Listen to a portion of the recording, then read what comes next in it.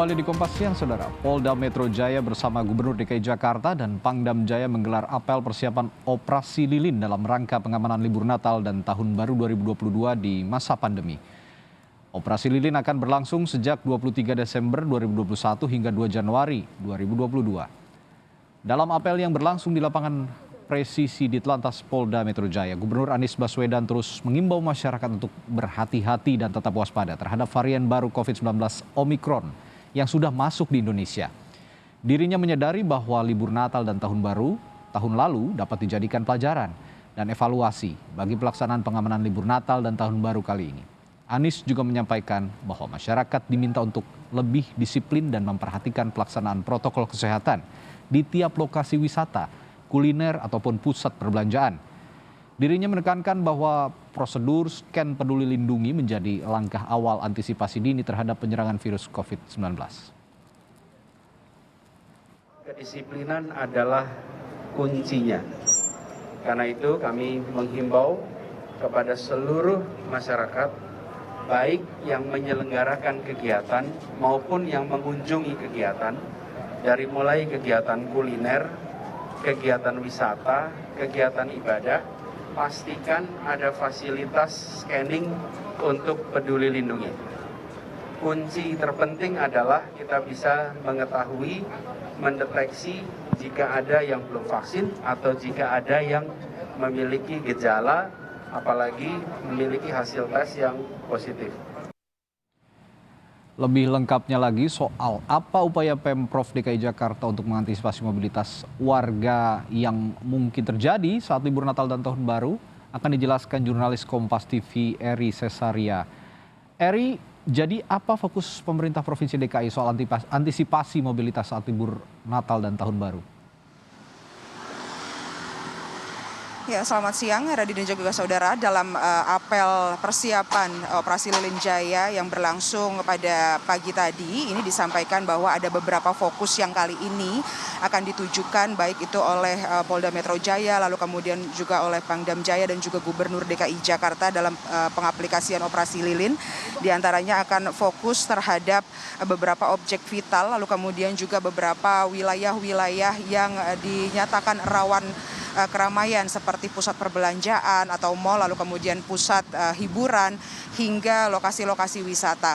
Lokasi-lokasi wisata, tempat hiburan hingga tempat kuliner ini nantinya akan dijaga oleh 8.000 personil yang dipersiapkan, baik itu dari TNI, Polri, dan juga Satpol PP. Nantinya 8.000 personil ini akan disebar ke beberapa titik tersebut untuk memperhatikan dan juga untuk menyerukan protokol kesehatan yang memang harus tetap diberlakukan selama libur Natal dan juga Tahun Baru. Tadi dalam sambutan dan juga saat kami wawancarai, Gubernur DKI Jakarta Anies Baswedan juga sempat mengingatkan, juga menghimbau kepada masyarakat untuk bersama-sama mengantisipasi adanya penyebaran virus baru atau varian baru dari COVID-19 yakni Omikron yang saat ini sudah masuk ke Indonesia, di mana dirinya pun juga kembali mengingatkan kepada masyarakat untuk sama-sama menjaga protokol kesehatan. Dan Gubernur DKI Jakarta juga tadi sempat menekankan bahwa seluruh tempat-tempat hiburan, tempat wisata hingga tempat-tempat pusat perbelanjaan ini wajib memberlakukan ataupun juga menggunakan scan peduli lindungi. Masyarakat pun juga diingatkan untuk bisa melakukan pelaporan terhadap lokasi-lokasi yang dianggap rawan mobilitas ataupun juga rawan keramaian yang tidak menggunakan scanning barcode peduli lindungi agar bisa diberikan sanksi oleh pemerintah Provinsi DKI Jakarta. Operasi Lilin ini sendiri juga akan berlangsung dari tanggal 23 Desember atau pada hari ini hingga 2 Januari 2021, di mana salah satu yang perlu digarisbawahi adalah pembatasan jam operasional yang diberlakukan di tempat wisata, di pusat perbelanjaan atau mal hingga di tempat-tempat hiburan yang di mana jam operasional tersebut akan dibatasi hingga pukul 10 malam. Radi. Ya, Eri, pemerintah Provinsi DKI Jakarta juga akan menerapkan crowd free night. Ini juga berlaku pada saat kita ketahui libur Natal dan Tahun Baru tahun lalu. Masih kita ingat saat malam pergantian tahun. Nah, di tahun ini, di akhir tahun ini dan awal tahun 2022, seperti apa mekanismenya yang akan diterapkan? Apakah sama dengan tahun lalu? Iya benar sekali Radi, memang kalau kita melihat ataupun juga kita mengutip pernyataan yang disampaikan oleh Dirlantas Polda Metro Jaya, yakni adalah Kombes Pol Sambodo Purnomo Yogo, dirinya menyampaikan bahwa pada tahun ini dalam pelaksanaan operasi Lilin Jaya selain penutupan ataupun juga pembatasan jam operasional, maka akan diberlakukan juga crowd free night. Ini untuk menghindari adanya keramaian ataupun juga tingginya mobilitas masyarakat pada malam pergantian tahun nanti. Di mana crowd free night ini pun juga sebenarnya sudah pernah diberlakukan pada tahun lalu dan beberapa waktu yang lalu di saat libur nasional. Ini pun dengan tujuan yang sama untuk membatasi mobilitas ataupun juga keramaian dari masyarakat di beberapa titik. Sambodo menyampaikan setidaknya ada 10 wilayah di DKI Jakarta yang nantinya akan diberlakukan crowd free night pada tanggal 31 Desember yang diberlakukan sejak pukul 22 atau 10 malam hingga 1 Januari 2022 hingga pukul 4 pagi. Dan nantinya 10 lokasi tersebut ini nantinya akan ada sekitar 74 titik, di mana 10 wilayah ataupun juga lokasi di DKI Jakarta yang akan diberlakukan crowd free night. Ini diantaranya adalah Sudirman Tamrin, di Jalan Kemang, Bulungan Barito, Senopati, SCBD, Asia Afrika, Kota Tua, Banjir, Kanal Timur, lalu kemudian Kemayoran, Kelapa Gading, dan seluruh wilayah Monas. Nantinya 8.000 personel ini akan diturunkan untuk pelaksanaan crowd free night dari tanggal 31 hingga 1 Januari 2022. Dan untuk lebih lengkapnya berikut adalah penuturan yang disampaikan oleh Dirlantas Polda Metro Jaya, yakni adalah Kombes Pol Sambodo Purnomo Yogo. Akan dilaksanakan crowd free night atau penutupan kawasan di 10 kawasan, ya, penutupan di 10 kawasan, yaitu yang pertama kawasan Sudirman Tamrin, kemudian Kemang, yang ketiga kawasan Bulungan Barito, yang keempat kawasan Senopati Gunawarman SCBD, yang kelima Asia Afrika, 6 Kota Tua, 7 Banjir Kanal Timur, 8 Kemayoran, 9 Kelapa Gading, kemudian 10 kawasan Monas.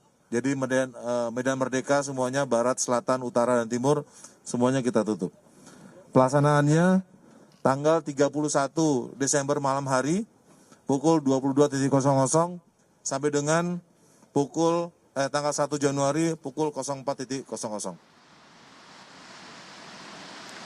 Ya Radi, memang ada perbedaan jika kita membandingkan dengan libur-libur nasional sebelumnya, di mana dari Polda Metro Jaya sendiri juga pun memberlakukan pembatasan ataupun juga penyekatan di beberapa wilayah. Namun pada tahun ini ataupun juga pada masa pergantian tahun nanti, Polda Metro Jaya hanya akan melakukan crowd free night di 10 wilayah tersebut, dan crowd free night ini adalah penutupan jalan, sehingga Sambodo menegaskan bahwa tidak ada penyekatan baik itu dari wilayah-wilayah penyangga yang menuju ke Jakarta maupun juga sebaliknya.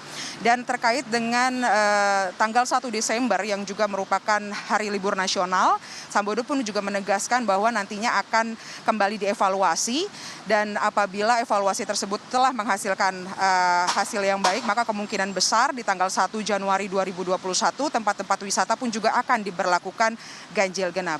Radi. Ya sedikit Eri, berarti artinya nanti polisi pada saat malam pergantian tahun maupun dari saat Natal ini akan ada patroli khusus ke tempat-tempat yang berpotensi untuk terjadinya kerumunan, begitu ya Eri ya?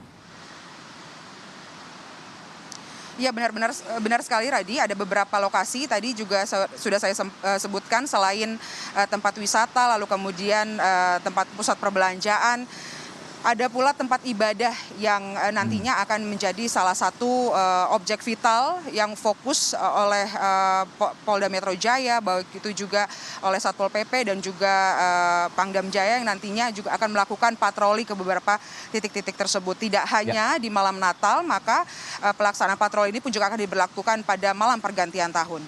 Radi. Baik, tidak ada penyekatan, namun nanti titik-titik yang berpotensi adanya terjadinya kerumunan pada saat malam Natal maupun juga malam pergantian tahun akan dijaga ketat oleh pihak kepolisian untuk mencegah penularan virus corona, terutama ada varian Omikron yang saat ini sudah beredar di Indonesia. Terima kasih Eri Cesaria melaporkan langsung dari Mapolda Metro Jaya.